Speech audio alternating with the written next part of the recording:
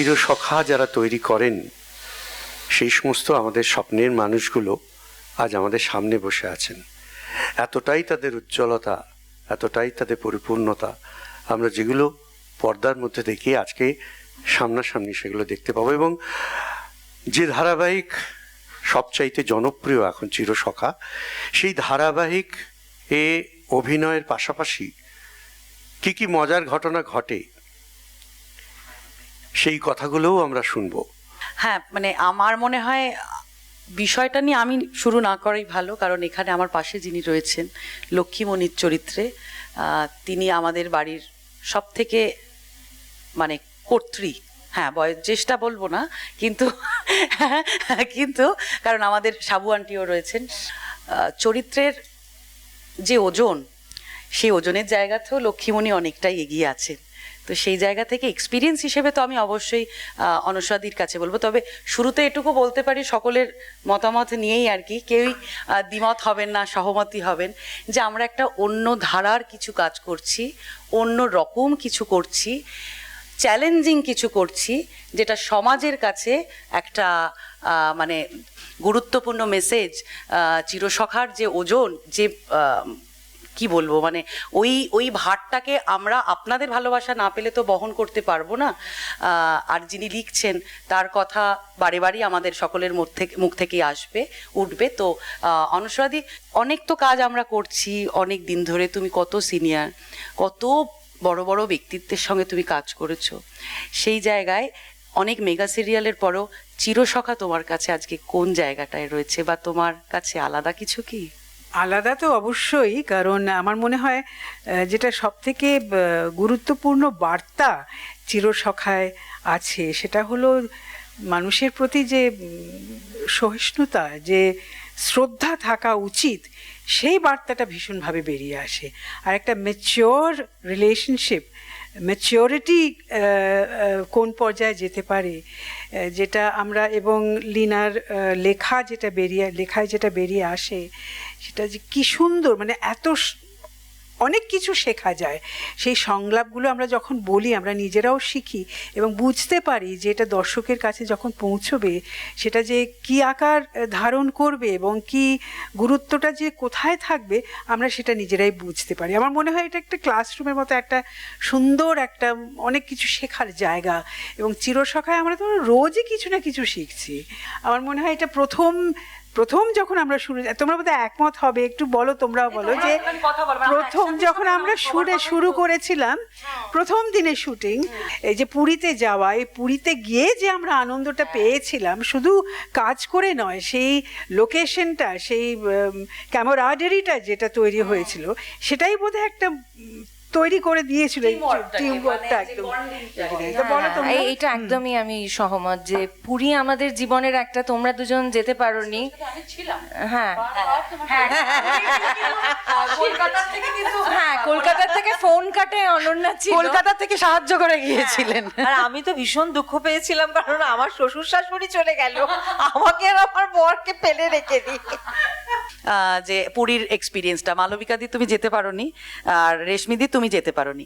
আচ্ছা, না যেতে পেরো, আমি তার আগে একটা কথা বলবো, যে পুরীর আগে থেকেও আমরা মানে একটা বন্ডিংটা তৈরি, একটা পরিবারের মধ্যে ঢুকে গিয়েছি। আর কোথাও গিয়ে মনে হয় না যে কোনো একটা কাজের জায়গায় যদি একটা গুড ভাইব থাকে, পজিটিভিটি থাকে, তাহলে সেই কাজের জায়গাটা কাজ করতে সুবিধা হয়? অপাদি? হ্যাঁ নিশ্চয়ই, মানে সেটা চিরসখাতে মানে একদম ভীষণভাবে আছে। আমাদের সকলের সঙ্গে সকলের সম্পর্ক, গুড ভাইবস, এইসব মিলেমিশে কাজটা একটা অন্যই মাত্রা নিয়েছে। আর যেটা অনুস্বাদি বললেন সেটা খুব important, it is like a school. আমরা না সব সময় সারাক্ষণ কিছু না কিছু শিখছি, প্রত্যেকদিন কিছু আমাদের শেখার সুযোগ হয়। অবশ্যই।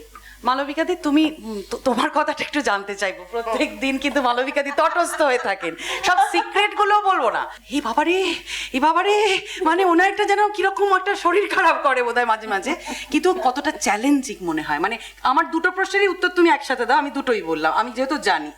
হ্যাঁ, আমি স্বভাবগতভাবে আমি ভীষণই টিমিড, ভীষণ সফট, কিন্তু আমাকে যে ক্যারেক্টারগুলো দেওয়া হয় সেখানে প্রচণ্ড রকম আমি রাগী কিংবা ভীষণ ইদানিং কালে কিন্তু তোমাকে এতটা দেখিনি, মানে এইটা কিন্তু আমি ওই জন্যই বললাম, এটা হ্যাঁ। কিন্তু আমাদের চোখে আলাদা, ডিফারেন্ট। আলাদা, একদমই আলাদা।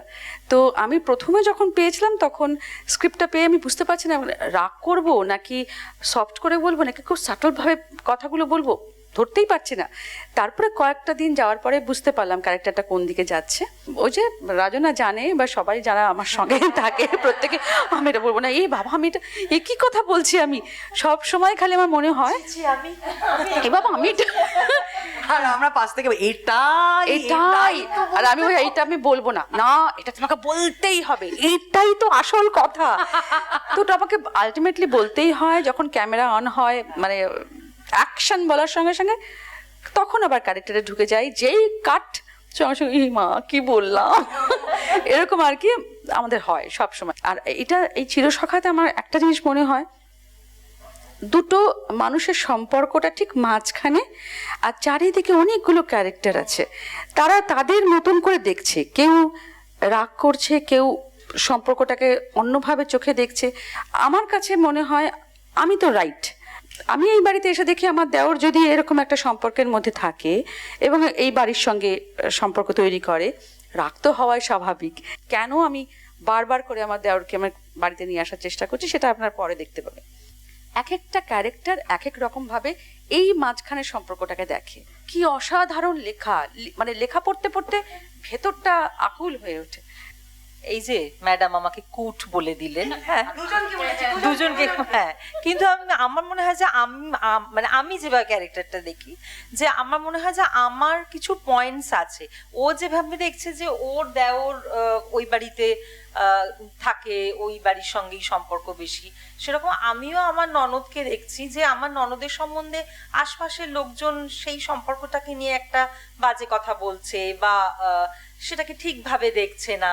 সেই হিসেবে আমার মনে হয় যে আমি আমার শ্বশুর শাশুড়ি বা আমার হাজবেন্ডের যে চরিত্র রয়েছে তাকে আমি এটা বোঝানোর চেষ্টা করি যে দেখো এই কথাগুলো যে শুনতে হচ্ছে আমার ননদকে, সেটাও তো শুনতে ভালো লাগছে না। অ্যাকচুয়ালি লীনাদির যেটা মানে ব্যাপার সেটা হচ্ছে যে কেউ না ওরকম আউট অ্যান্ড আউট নেগেটিভ, মানে একদম মানে সে পুরো কালো এ পুরো সাদা এরকম চরিত্র লীনা গঙ্গোপাধ্যায় লেখেন না। সবার দিকেরই কিন্তু কিছু পয়েন্ট থাকে। এবার সেইটা আবার সমাজ কিভাবে দেখছে, হয়তো লোকে আমাকে দেখছে, আমার চরিত্রটাকে, রশ্মি চরিত্রটাকে লোকে হয়তো দেখছে যে ও কেন এই সম্পর্কটাকে কেন এভাবে ভালোভাবে মেনে নিতে পারছে না, কিন্তু বা আমার মেয়ের সঙ্গে যদি যেটা অনন্যাদি ক্যারেক্টার প্লুটোর যদি বিয়ে হয়, আমার যদি ছেলেটিকে পছন্দ হয়, আমার মনে হতেই পারে যে ঠিক আছে হয়তো ওদের সাথে সম্পর্ক ভালো না, কিন্তু এই ছেলে মেয়ে দুটি যদি সম্পর্ক তৈরি করতে চায় আমার তো বাধা দেওয়ার কথা নয় বা মা হিসেবে মাঝখানে দাঁড়ানোর কথা নয়। আচ্ছা, এরকম কি আমরা এরকম চরিত্র কি আমরা দেখিনি বাস্তব জীবনে? আমরা কি দেখতে পারি? 100% দেখেছি, 100% দেখেছি, 100%। চিরসখাতে আসলে যে যে মানে সমস্ত চরিত্রই আমি একটু আগে বলছিলাম যে আমাদের আশেপাশেই কিন্তু আছে, এবং প্রত্যেকে, যে কথাটা রেশমিদি বলল সেটা সত্যি, প্রত্যেকে নিজের জায়গায় কিন্তু জাস্টিফাইড। আমরা এরকম বলে দিতে পারবো না যে এ ব্ল্যাক এ হোয়াইট। ঠিক আমাদের সমাজে যেরকম হয়, সমাজে তো নানান রকমের মানুষ দিয়ে তৈরি, নানান রকম দৃষ্টিভঙ্গি আছে, এবং সেই সমস্ত দৃষ্টিভঙ্গিরই কিন্তু প্রকাশ ঘটে। ঠিক আমাদের চিরসখাতেও সেরকমই। কারণ এই যে বন্ধুত্ব, মানে চিরসখার মধ্যে যেটা রয়েছে কি সখ্যতাটা, এই বন্ধুত্বটাই তো আজকালকার দিনে হারিয়ে যাচ্ছে। যে একটা মানুষ আরেকটা মানুষের সঙ্গে, এখন তো মানে এত কিছু ইন্টারনেটের যুগ, এত কিছু, মানে হ্যাঁ, এবার এই বন্ধুত্বটা যে একটা পরিণত বয়স্ক মানুষের মধ্যেও যে একটা বন্ধুত্ব থাকতে পারে, তাদের দুজন দুজনের প্রতি যে সহানুভূতিশীল হতে পারে, এইটা আমাদের সমাজে, মানে এটা বোধহয় লীনা গঙ্গোপাধ্যায় চেঞ্জ করছেন, এটাই দেখার চোখটাকে আমাদের তৈরি করছেন যে এটাও ঠিকভাবে অ্যাকসেপ্টটা যেন আমরা করতে পারি আর কি। একেবারে কিছু সুন্দর সম্পর্ক আছে, মানে শুধু কিন্তু স্বতন্ত্র আর কমলিনী নয়। এই যে এসে গেছেন, এই যে আমার বান্ধবী এসে গেছেন, মিস করছিলাম তোমাকে। আমার পাশেই বসো তুমি, ঝগড়াটা আর একটু মিষ্টি হবে, তা না হলে জমবে কি করে? তো এই যে সম্পর্কগুলো, এগুলোও কিন্তু চিরসখার সম্পদ। এই সম্পর্কগুলো আজকের পৃথিবী থেকে হারিয়ে যাচ্ছে। যে বৌদি ননদের, হ্যাঁ, সারা জীবন সবাই শুনে এসেছি, মানে এমনকি আমার শাশুড়ি মার আমার মানে কমলিনীর চরিত্রটার প্রতি যে ভালোবাসা সেটা ভারী সুন্দরভাবে চিরসখাতে ধরা হয়েছে। মানে প্রথম দিকে আমরা লক্ষ্মীমণি দেবীকে দেখে ভাবি যে ও বাবা কি সাংঘাতিক একজন মানুষ, কিন্তু সেটার মধ্যে যে কত স্নেহ, কত ভালোবাসা লুকিয়ে আছে, যে মা যতটা ভালোবাসে সেরকমই কিন্তু লক্ষ্মীমণি দেবীও কিন্তু আসলে আগলেই রাখতে চান। বারবার যেটা আমার লক্ষ্মীমণি যেটা বলেছেন বারবার, আপনার কাছে কতদিন রয়েছে, সেটা বেশি দিন আমার কাছেই রয়েছে, আমিই তো হাতে ধরে ধরে শিখিয়েছি, আমি তো আগলে আগলে রাখি যাতে আরেকটা কোনো বিপদ না হয়। এই যে সম্পর্কের এই মাধুর্যগুলো, সেগুলো তাদের একটা ডায়লগও ছিল, যে এটা আবার একটা প্রশ্ন হলো না, দীপালিতা দিয়ে একটা ডায়লগ ছিল না, বলো তুমি। এই রোলটা যখন আমার দেওয়া হলো, স্ক্রিপ্টটা পাওয়ার পরে আমি ঠিক এতটা বড় রোল আমি মানে সত্যি বুঝতে পারিনি। ফ্যামিলি রোল তো এখানে বোধহয় কোথাও আমাকে একটা ভরসা করা হয়েছিল, তো আমি চেষ্টা করেছি, যতটা পেরেছি সময় দিয়েছি। আর সব থেকে বড় কথা হলো যে এই যে যারা বসে আছেন, উরি বাবারে কি ভয়ানক শক্তিশালী সব অভিনেতা, মানে আমি তাদের কাছে সে মিউ মিউ করছি প্রথমে তো। মানে কি বলছো? হ্যাঁ, তুমি জানো তুমি মানে কি তোমার বাইরের ব্যাপার? না না ভাই, না সত্যি কথা সত্যি কথা বলছি, খুব ভয়ে ভয়ে কাজটা শুরু করেছিলাম। তারপরে আবার এনার সঙ্গে পাল্লা দিয়ে ঝগড়া করা, সে আমার মনে হচ্ছিল যে মানে কিছুতেই পারবো না বোধহয়। তো যাই হোক, প্রথমে আস্তে আস্তে কোনোভাবে প্রথম দিকটা খুব ভয় ভয় করছিল, তারপরে আস্তে আস্তে দেখলাম আচ্ছা মানে লড়কে লেঙ্গে পাকিস্তান, আমিও দেখে নেবো এইরকম ব্যাপার হয়ে গেল। তারপর তো প্রতিটা চরিত্র এত যত্নে সৃষ্টি করেছেন লীনা, সেটা তো আর বলার অপেক্ষা রাখে না। প্রথমে ভাবছি উরি বাবা এত বড় বড় ডায়লগ, সেই ডাক্তারি পরীক্ষার কথা মনে পড়ে যাচ্ছে। তো তখন অপরাজিতা দেখলাম ভীষণ পজিটিভ, সবার ভালোটা বলে, কেউ কেউ হয় না ওই একজন আর এই একজন, কারণ নিন্দে করবে না, সে কি ঝামেলা রে বাবা। অপরাজিতা দেখলাম বুঝেছে যে আমি বেশ প্যাঁচে পড়েছি। ও তখন দীপানিতাদি তোমার না ডায়লগগুলো খুব তাড়াতাড়ি মুখস্থ হয়ে যায়, তুমি একবার পড়ো তারপরে দেখে চোখ বুঝে গড় গড়িয়ে বলতে শুরু করো। মানে এটাও বাড়িয়ে বাড়িয়ে না না সত্যি, যাতে আমি মানে আমরা কিন্তু সবসময় এটা বলা বলি করি কিন্তু যে দীপানি দাদি কিন্তু একদম ফুল রেডি হয়ে ফ্লোরে আসে, রেডি হয়ে আসে, পুরো স্ক্রিপ্ট কিন্তু পড়ে ফ্লোরে আসে। আমাদের নতুন দা এসে গেছে, স্বাগত আপনাকে। হিরো এসে গেছে, ওভার টু হিম। আমাদের বৌঠান যখন বলতে আরম্ভ করেছে, ওনাকে থামানো যাবে না, আপনি বলুন। না, আমি বলতে চাইছি যে উনি যখন ফ্লোরে আসেন তখন সত্যি উনি কিন্তু মানে সিনটা পড়ে এসেছেন ইজ অ্যান আন্ডারস্টেটমেন্ট, উনি মুখস্থ করে এসেছেন। আমি ওনাকে দেখে মানে এতটাই ওনার বড় বড় লাইনস, কিন্তু উনি সব মানে এরকম, আচ্ছা তাহলে আমি আরেকটা প্যারাগ্রাফ আগের থেকে বলবো, আচ্ছা তাহলে 3টে মানে তুমি দেখে ভয় লাগবে যে ওরে বাবা রে। তোমার মুখস্থ করার পদ্ধতিটা একটু বলো। হেঁটে হেঁটে ঘুরে ঘুরে আমাকে যদি কেউ বসিয়ে দেয়, ব্যাস আমার ব্রেন স্টাক, আমার কিচ্ছু মাথায় ঢোকে না। আমাকে বলতে হয় যে আমি একটু স্ক্রিপ্ট নিয়ে একটু হেঁটে নিই, নয়তো ওটাকে আমি আত্মস্থ করতে পারি। আর হেঁটে নিয়ে তারপরেই 13 পাতা 14 পাতা 25 পাতা 27 পাতা মুখস্থ হয়ে গেছে। আমাদের পৃষ্ঠা নং ওইটা, এটা আমাদের একটা মজার কথা আছে, এটা অপাই বোধহয় শুরু করেছে। পৃষ্ঠা নং 7, পৃষ্ঠা নং 8। আমরা যে চরিত্রগুলো আর কি আমাদের কাছে কেন সেটা আলাদা বা আমরা কি করছি সেটা, তো তুমিও নতুন স্বতন্ত্র, চিরসখা তোমার কাছে কি? বেলঘরিয়া থেকে এসছেন, এবং আমি কেন এদের কথা বলছি, এরা সাবস্ক্রাইব করে স্টার জলসা দেখতে আরম্ভ করেছে চিরসখার জন্য। ধন্যবাদ আপনাদেরকে। এবং Thank you. রুম্পা নিজের পড়ান এবং ভীষণ ভালো নিজের লেখার হাত, আমাকে মাঝে মাঝে কবিতা পাঠান। আমার মনে হয় আমি কিছু লেখা আমি পড়িয়েছি অপরাজিতাকে, রুম্পার লেখা পড়িয়েছি। Thank you for coming. মানে এই ভালোবাসাটা আমরা যখন শুরু করছিলাম তখন অনেক লড়াইয়ের মধ্যে দিয়ে, অনেক দ্বন্দ্বর মধ্যে দিয়ে আমাদের যেতে হয়েছিল, এবং তারপরে যেতে যেতে কখন যেন আমরা সুন্দর ভাসতে আরম্ভ করলাম। এবং এই যে যাদের সঙ্গে আমাদের চলা, একসঙ্গে চলা, এটা ভীষণ আনন্দের। পরিবার হিসেবে এত পরিবার হয়ে গিয়েছিলাম। আমার মনে আছে যখন বুবলাইয়ের প্রথম বিয়ে করে যখন একটা কথা বললো, একটু অন্য ধরনের, যে প্রশ্ন করতে শুরু করলো যে কেন নতুন কাকু এই বাড়িতে থাকে, বলেই আমার মনে আছে শর্টটা কাট বলার পরেই বলেছি, ইস কেন যে বললাম, আমি এই অল্প দিনে এত ভালোবেসে ফেলেছি সবাইকে। ও সরি সরি সরি। হ্যাঁ মানে এর মধ্যে বুবলার কথা মানে বলতেই হবে। বিভান মানে হ্যাঁ, গ্রুপের মধ্যেও আর কি দুঃখিত হয় যে ও কেন এরম বলছে। মানে সবার এতই ভালো সম্পর্ক। আপনাদের কাছে একটা মাইক্রোফোন দিচ্ছি, আপনাদের যদি কিছু আমাদেরকে জিজ্ঞেস করতে হয় করুন না, মানে কথার আদান প্রদানই তো কথা আরো এগোবে। আমি রুম্পা চ্যাটার্জি, আমি বেলঘরিয়া থেকে আসছি। আমি টিউশন করি প্রফেশন হিসেবে, প্লাস লেখালেখি করি, কয়েকটা পত্রিকার সাথে যুক্ত আছি। আর চিরসখা ভীষণ মানে 9টার সময় যেন টেনে নিয়ে আসে। রান্নাঘরে থাকি আর যেখানেই থাকি পড়াই, ওই ফাঁকে ফাঁকে উঠে এসে চিরসখাটা দেখি। আমি মানে কি বলবো, সুদীপদাকেও বলেছি, মানে ওই চিরসখার ডায়লগগুলো বলার আগে আমি বলে দিচ্ছি, মানে এতটা আমার গেঁথে যায় মাথায়। আমি ধরে নিলাম বৌঠানের জায়গায় নিজেকে বসিয়ে একজন নতুন ঠাকুরপোর মতো একজন সজ্জন, সম্মানীয়, শ্রদ্ধার জায়গায় বসানো একজন জেন্টলম্যান, যে পাশে থাকার মানুষ পেলে ভালো হতো বলতে পারছেন, যার একটা ওজন আছে। এই রকম সম্পর্কের দিকে আপনি কখনো এগোতে চাইবেন ভবিষ্যতে? মানে আপনার জীবনে যদি ঘটে, তার অ্যাকসেপ্টেন্স কতটা থাকতে পারে বলে আপনার মনে?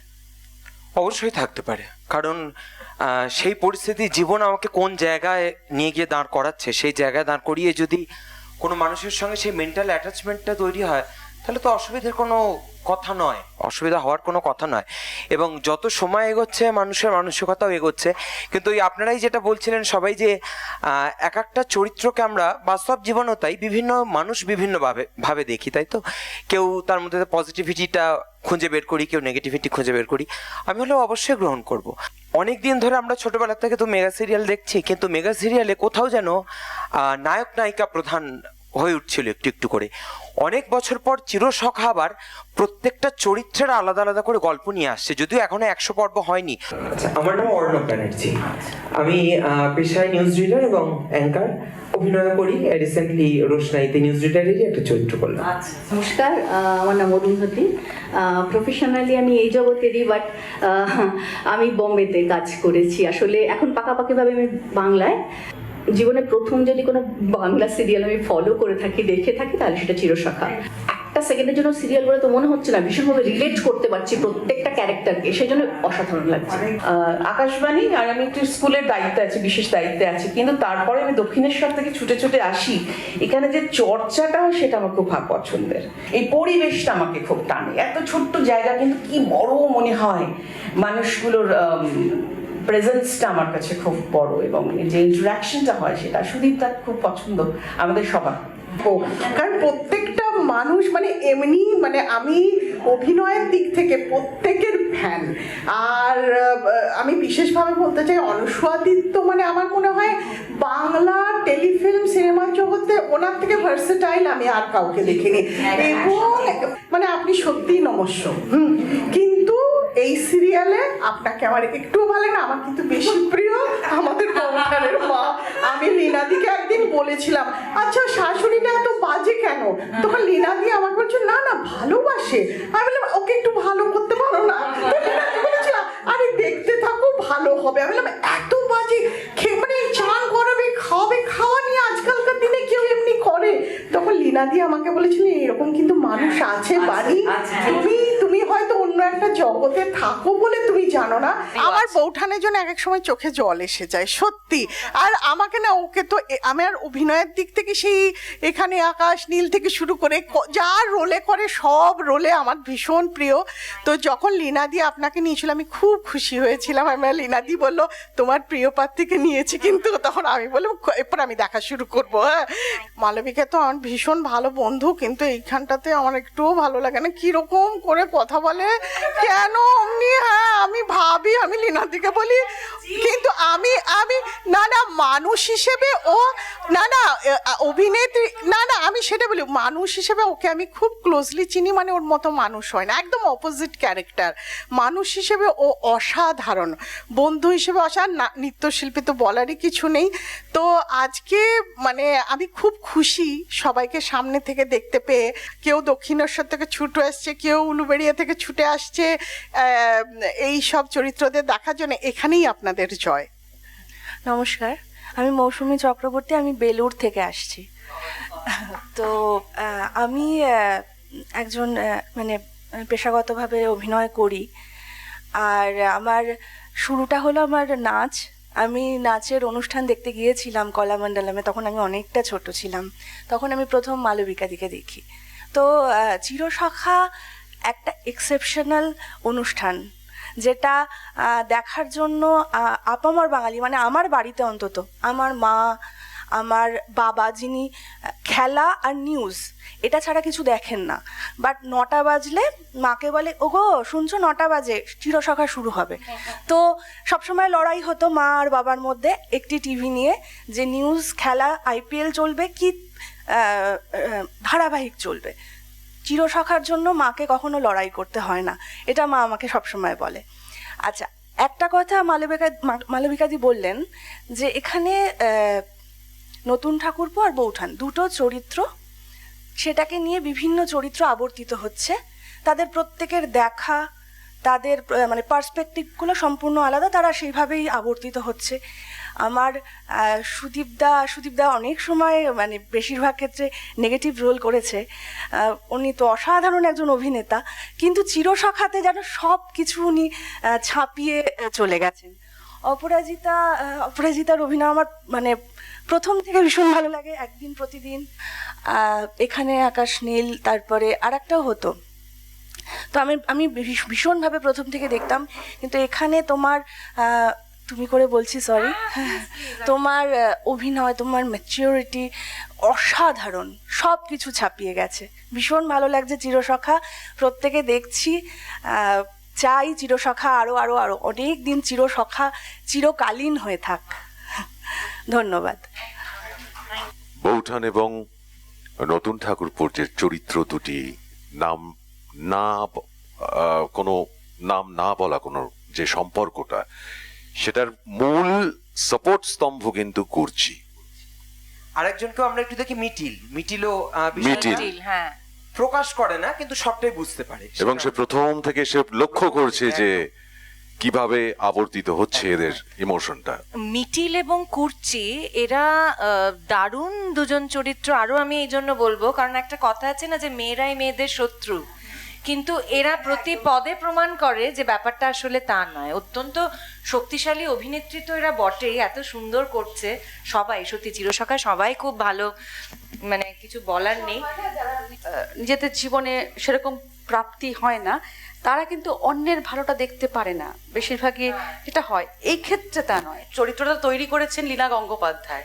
তার ভাবনায় আছে যে এই যে দুজন মানুষ একটা ব্রিজ, যে কোথাও গিয়ে হয়তো এদের যে এই সম্মান নিয়ে, শ্রদ্ধা নিয়ে যে মিশ্রিত ভালোবাসাটা, সেইটা বোধহয় এ ফিল করে, কারণ এ জীবনে সেই সম্মান, সেই শ্রদ্ধাটা কোনোদিনও পায়নি। কিন্তু যেটা তোমরা বলছো যে এইরকম ক্ষেত্রে হয়তো হিংসেটা হয়, যে ও আমি পাইনি, ও কেন পাবে, আমি উল্টে আরো এ করবো। কিন্তু দেখো, আমরা যখন চিরসখার প্রত্যেকদিন স্ক্রিপ্ট পড়ি, আমাদের কাছে মনে হয় আমরা সেই রকম একটা জায়গায় পৌঁছে গেলাম, উপন্যাস পড়ছি, যেখানে আমাদের কোনো রকম মানে এতটুকু ভুলচুকেও আমরা বোধহয় নিজেরাই নিজেদেরকে মাপ করতে পারবো না। সেইখানে একটা চরিত্র করছি, সেই কুর্চি চরিত্রটা হয়তো ব্রিজের কাজ করছে, কিন্তু সে ফিল করতে পারছে এই দুটো মানুষের মনটাকে, এবং সে সম্মান করছে। আর একটা জিনিস তোমরা নিশ্চয়ই যদি দেখে থাকো, দেখবে যে মায়ের ওপরও কিন্তু সে প্রতিবাদ করে। এটাই বলতে চাই, কিন্তু যেভাবে আমি কথাটা বলবো, কোথাও যেন আমার সেই শিক্ষা তো নয়, এই পরিবারের সেই শিক্ষা নয়, সেখানে যেন আমি মাকে বলেও যেন আমি বোঝো, মানে এটা মানে বলে ফেলেছি হয়তো, মা কি করছোটা কি, কিন্তু কখনো জড়িয়ে ধরে, মা এটা বোঝার চেষ্টা করো, মানুষটাকে আর কত কষ্ট দেবে, মানে এটা একটা ফিল। না, আমাদের দীপান্বিতা দি তো একটি মিষ্টির কোম্পানির ফ্র্যাঞ্চাইজি নিয়ে রেখে দিয়েছে। যে ঘরে ঢোকে তাকে এরকম ভাবে ডেকে একটা মিষ্টি, এটা কিছু, হ্যাঁ, বা একটু চকলেট, হ্যাঁ। আমি তো ডায়েট, মানে আমার কিসের ডায়েট? আমি না, সেটা তো অন্য কারণে, ডায়েট চরিত্র না। আমি সব, হ্যাঁ, ভালোবেসেই, আমি যা খাই ভালোবেসেই খাই। না, সেটা তো বটেই। এরকম মিষ্টি একজন মানুষ, তিনি ডেকে আরো মিষ্টি খাওয়াচ্ছেন নিজে হাতে করে, সেটা। এবং মানে এখানে এই দুটি মানুষ ভীষণ মিষ্টি, দুজন মানুষ যাদের সঙ্গে অ্যাকচুয়ালি মনে হয় যে দুটি বাচ্চার সঙ্গে গিয়ে কথা বলছি। রেশমি রয়েছে এবং অপরাজিতা, যার সঙ্গে আমার মানে অনেকটা সময় পাঠ করতে হয়, কত কি শেখার আছে এদের কাছ থেকে, কিভাবে আত্মস্থ করতে হয়। এবং অভিনয় তো অ্যাকচুয়ালি অ্যাকশনের পরিবর্তে রিয়াকশন, এইটা ভীষণ প্রয়োজন কো আর্টিস্ট হিসেবে। তো এই মানুষগুলো থেকে এই সমস্ত সাপোর্টটা নিয়ে কিন্তু আমরা অভিনয়টা করতে পারি। পর্দার বাইরে যদি আমরা একে অপরকে বুঝতে না পারি, একটু বোঝার চেষ্টা না করি, তাহলে কিন্তু পর্দায় আমরা কোনো কিছুই করতে পারবো না। নিশ্চয়ই। So that has to radiate off পরিবারের screen and মতো, on হ্যাঁ, screen. একদম পরিবারের মতো হয়ে গেছি এই 5 মাসে, এইটুকু বলতে পারি। মানে সেই পরিবারটাও ভীষণ ভাবে এনজয় করি, না হলে কাজটা ভালোবেসে করা যায় না যদি সবার সঙ্গে সবার একটা সখ্যতা না থাকে, কারোর সঙ্গে কারো কোনো কিন্তু এই একটা অদ্ভুত ইউনিট, কারোর সঙ্গে কারো কোনো ঝগড়া নেই। মানে আমাদের সবার সাথে, মানে প্রত্যেকের সাথেই একটা অদ্ভুত ভালো সম্পর্ক, যে আমরা খুব মজা করে করে করি আর কি। আমাদের ডিরেক্টর দিগন্ত সিনহা মানে কিরকম কি করে, মানে এত মজা করে পুরো ইউনিটটাই টিম ওয়ার্ক যেটাকে বলে, টিম ওয়ার্ক না থাকলে তো একটা কোনো কাজ ভালো হয়ই না। আর আমরা তো ক্যামেরার সামনে থাকি, লোকে আমাদের ক্যামেরা যারা থাকে এত ঘন্টা কাজ করে আমরা মানে আমাদের সাপোর্ট করে। অবশ্যই, মানে আমাদেরকেই দেখা যায়, আমাদেরকেই আমরা সবাই প্রশংসাটা কুড়োই, কিন্তু মানে এটা অনস্বীকার্য যে প্রথম তো সেই স্ট্রাকচারটা, সেই লেখাটা আসলে কিন্তু আমরা সেটাকেই অনুসরণ করছি, এবং তারপর এই গোটা টিমটা মানে আমাদের দেখা যাচ্ছে, কিন্তু যারা অক্লান্ত পরিশ্রম করে এটাকে দাঁড় করাচ্ছেন, দিগন্ত দা এবং আমাদের সবাই পুরো টিমটা, তরুণ, সেটা যে কতটা পরিশ্রম, প্রত্যেকটা ডিপার্টমেন্ট, সেটা যদি মানে চোখে না দেখলে সেটা বিশ্বাস করা যায় না। Art department, electrical department, light department, sound department, probably সব থেকে আড়ালে থাকে সাউন্ড ডিপার্টমেন্ট, কিন্তু তাদের প্রতিটা খুঁটিনাটি খেয়াল রাখতে হয় সাউন্ড ডিপার্টমেন্টকে, যাতে এক্সটার্নাল, যেহেতু আমরা সিঙ্ক সাউন্ডে কাজ করি, এক্সটার্নাল নয়েজ যাতে না আসে। আর আমাদের এমন ধরনের কথা বলার, আমরা যে ধরনের কথা বলি সেখানে আমরা খুব জোরে কথাও বলতে পারি না, কথা বলা যায় না। তো এই ব্যাপারে তাদেরকে ভীষণ থ্রু আউট এই এত ঘন্টা ধরে তাদেরকে কিন্তু কনসেন্ট্রেট করে রাখতে হয়। আমরা ভুল করলে কিন্তু আরেকবার একটা রিটেক পাই। আমরা তো অনেক রকম আলোচনা করছি অনেকক্ষণ ধরে, এই যে সিরিয়াল, তার লেখা, তার কাহিনীকার, সাহিত্যিক, অভিনয়, ক্যামেরার পিছনে যারা আছেন তাদের কথা, অভিনেতাদের কথা। আমার যেটা মনে হয় সব থেকে বড়, এই যে আমাদের এত পরিশ্রম সকলে, সব থেকে বড় কথা হলো দর্শকের কি মনোভাব। সেইটা যখন আমরা জানতে পারি, সেটা বোধহয় সব থেকে বড় পুরস্কার, সব থেকে বড় পাওয়া। আমি 4-5 দিন আগে শুটিংয়ে আসছিলাম, চিরসখারই শুটিংয়ে, সেদিন আমি বাইপাস দিয়ে আসছিলাম, একটু দেরি হয়ে গেছে হুড়োহুড়ি করে। তো আমার ড্রাইভার করেছে কি, একটা সিগন্যাল, এই মানে 1 সেকেন্ডের তফাতে বোধহয় গাড়িটা হয়ে গেছে। ভীষণ মোটা সোটা 2জন পুলিশ কর্মী লাঠি নিয়ে দৌড়ে দৌড়ে এই দাঁড়াও দাঁড়াও করতে করতে, আমি তো হয়ে গেছে, এবার যদি আটকে দেয় সেই কেস দেবে, ফাইন দেবে, কি করে শুটিংয়ে যাব। তারা ভীষণ গম্ভীর মুখ করে গাড়িটার কাছে এসে দেখলাম দাঁত বার করে হাসতে শুরু করেছেন। ম্যাডাম আপনি, ও খুব ভালো হচ্ছে চিরসখা, বাড়িতে সবাই দেখে। এই যান যান যান, এই শোনো, তুমি ম্যাডামের গাড়ি চালাচ্ছ, খুব সাবধানে চালাবে, যাও। এইটা বোধহয় সব থেকে বড় পুরস্কার। এই যে আমাদের তোমাদের, আমার এগুলো প্রশ্ন জানতে ইচ্ছে করে, এই যে এত রাগারাগি, এত কিছু ওপরে ওপরে দেখি, এটার এফেক্ট থাকে অফ ক্যামেরায়? মানে একটুও থাকে না, মনে হয় না কিছু? না, আমাদের কারোর মনে হয় না না না, একদমই মনে হয় না। আমরা যখন স্ক্রিপ্টটা পাই তখনই আমরা, আমার মনে হয়, তুমি আগে বলো, কারণ আমরা ওইখানে বোধহয় পৌঁছে যাই আমাদের, তারপরে আবার আমরা বেরিয়ে আসি। মানে আমাদের বেরিয়েই তো ওদের একটা জোট, একজোট অল্প বয়সীদের আমাকে বাদ দিয়ে দেয় রোজই। আমি এই তো বল না রে কি বলছি, এই তোর বল না কি বলছিস।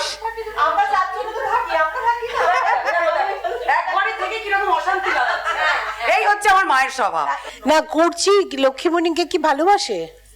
যখন অভিনয় করি এক একটা জায়গায় আসে যে মাকে খুব বকলাম, মানে মা, আমি বুঝতে পারছি আমি লজিক্যালি কারেক্ট, মা ভুল দিকে চলে যাচ্ছে, বিষয়টা এই নিয়ে একটা অশান্তি লাগবেই, কেউ আটকাতে পারবে না।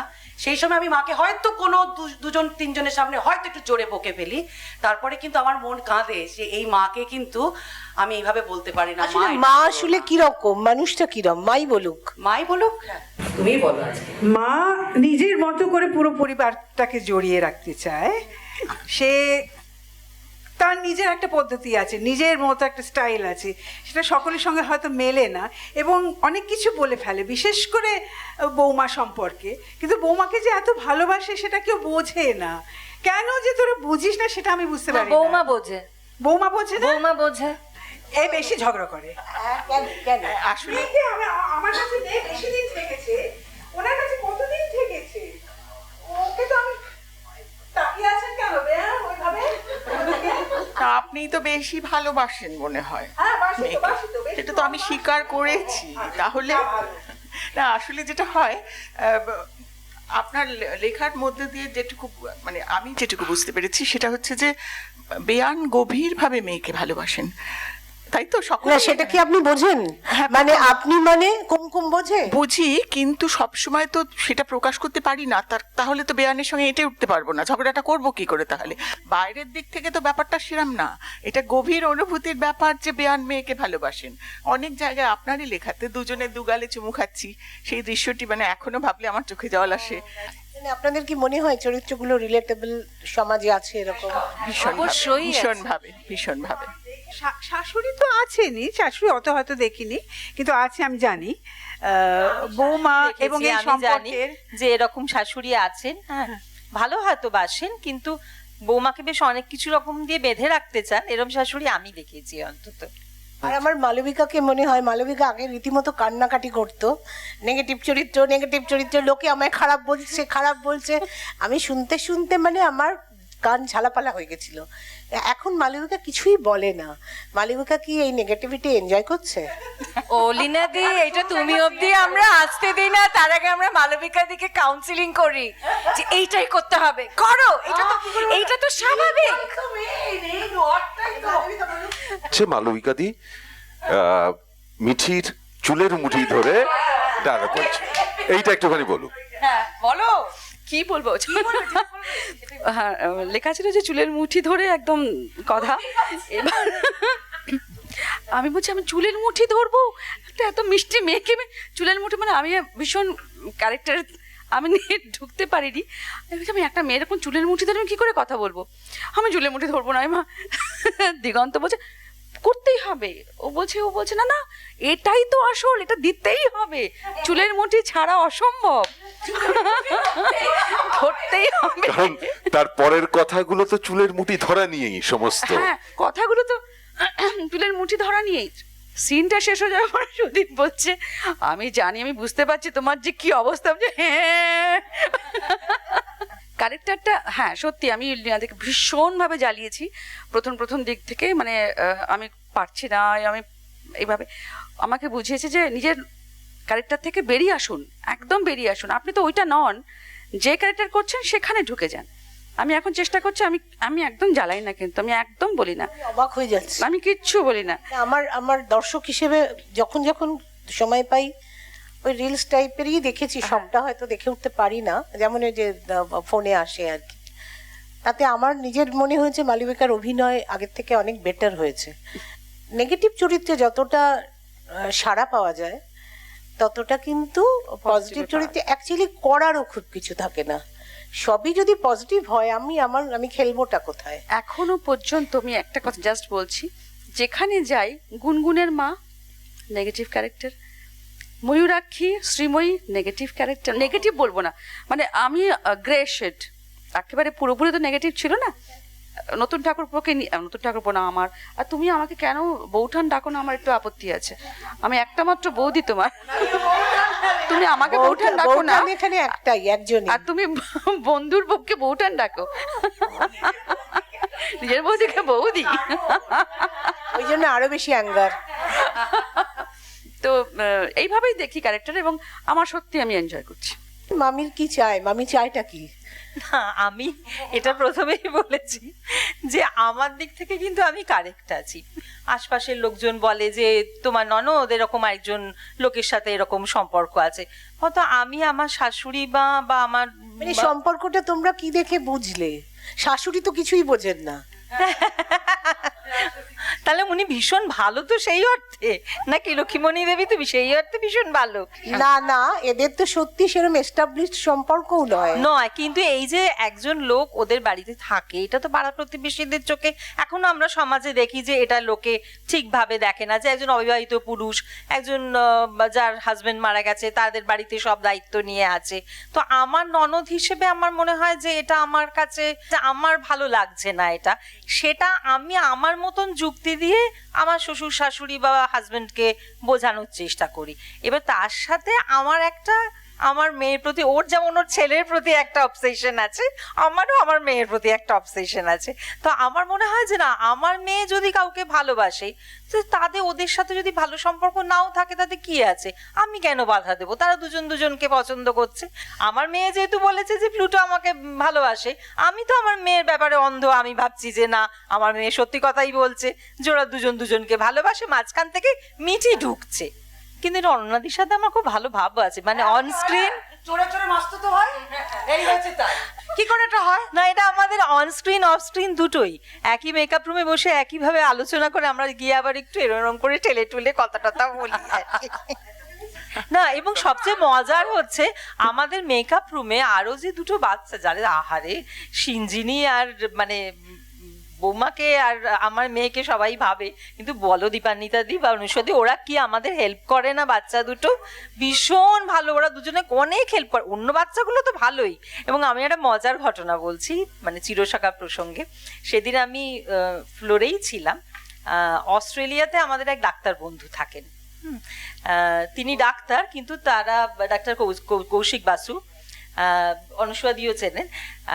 তারা না একটা মানে কিরম পাগলের মতো চিরসখা দেখে। মানে কিরম বলবো, মানে ওদের যদি ভিডিও অন ডিমান্ডে ওরা পায়, সেটা যদি সেই দিনে না এসে পৌঁছয়, ওরা আমেরিকার একটা অ্যাপ ডাউনলোড করে দেখে, মানে তক্ষুনি চিরসখা দেখতে হবে। আমি সেদিন ফ্লোরে ছিলাম, তাই বললাম যে না, আরে ওরা এমন করে চিরসখার জন্য। আমি ওদের সবার সাথে আলাপ করিয়েছি, শুধু সুদীপদাকে সেদিন পাইনি। পরের দিন সুদীপদাকে দেখার পর আলাপ যখন করিয়েছি, মানে সে যে, আর আপনাকে তো সামনে পায় না, দিগন্তদাকেই জিজ্ঞেস করছে, আপনি এই দুটো ছেলে মেয়েকে একটু ভালো করে দিতে পারেন না? দিগন্তদা আমার দেখি বলছে, কি করবো বলুন, আজকালকার ছেলে মেয়ে কথা শুনছে না। আসলে ওরাও রিলেটেড তোমাদের কাছে, মানে অভিনেতা অভিনেত্রী হিসেবে নয়, সাধারণ মানুষ হিসেবে, এবং যারা দর্শক তাদের কাছেও, এখানে যারা আজকে আছে, এই এদের পরিণতি কি হলে তোমাদের ভালো লাগে? মানে আমি সেটা করব না, আমি আমার মতোই করব, তবু আমি জানতে চাইছি এরা কি করবে ভবিষ্যতে, এরা কি করতে পারে? আমি রাজন্যা হিসেবে আমি চাইবো যে সম্পর্কটা থাকুক, কিন্তু এই দুটো চরিত্র পরিবেশ পরিস্থিতির চক্করে পড়ে বা ওই সময় দাঁড়িয়ে কি করবে সেটা আমি প্রেডিক্ট করতে চাই না। মানে হয়তো আমি বলছি কি দেখতে পারলে ভালো লাগবে, যাই ওরা প্রেডিক্ট, যাই ওরা। আমার যেমন মনে হয় যদি এই না, আমার যেমন মনে হয় যে এই সম্পর্কটা এত প্রেশাস, মানে দেখে যেটা আমরা যে ফিল করছি, এটা যদি বিয়েতে গড়িয়ে যায়, এটা আমি একদম মানে পার্সোনালি বলছি, বিয়েটা হলে সেটা আমি চাইবো না যে বিয়েটা হোক। কারণ একটা চিরসখার বন্ধুত্ব, যে সখা হিসেবে আমরা যাকে দেখি, বন্ধু তো সবসময় স্বামী যে বন্ধু হবে, স্ত্রী যে বন্ধু হবে এমন তো নয়। বন্ধুত্ব, সম্মান, শ্রদ্ধা, এটা একটা আলাদা জায়গায়। এটা যদি বিয়ে হয়ে যায় তাহলে বোধহয় আমার ভালো লাগবে না।